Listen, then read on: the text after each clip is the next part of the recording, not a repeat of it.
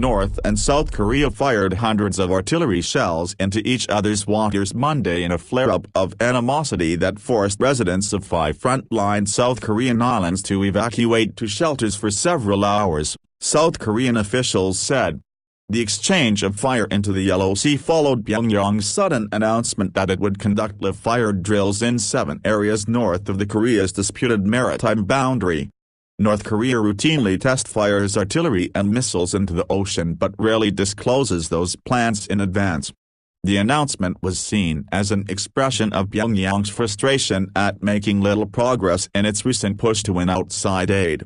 North Korea fired 500 rounds of artillery shells over more than 3 hours, about 100 of which fell south of the sea boundary, South Korean Defense Ministry spokesman Kim Min-sok said.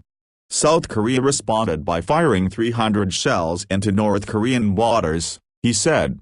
No shells from either side were fired as any land or military installations, but Kim called the North's artillery firing a provocation aimed at testing Seoul's security posture.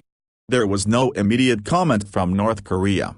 In Washington, White House spokesman Jonathan Lally called North Korea's actions dangerous and provocative and said they would further aggravate tensions in the region.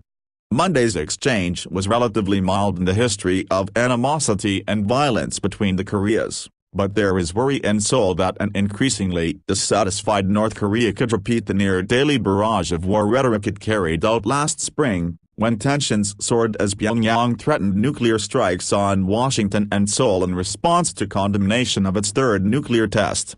Residents on front-line South Korean islands spent several hours in shelters during the firing, and officials temporarily halted ferry service linking the islands to the mainland. Kang Mi-yeong-sung, speaking from a shelter on Yeonbayong Island, which is in sight of North Korean territory, said he didn't hear any fighter jets but heard the boom of artillery fire.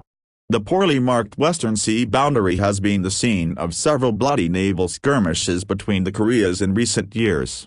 In March 2010, a South Korean warship sank in the area following a torpedo attack blamed on Pyongyang that left 46 sailors dead.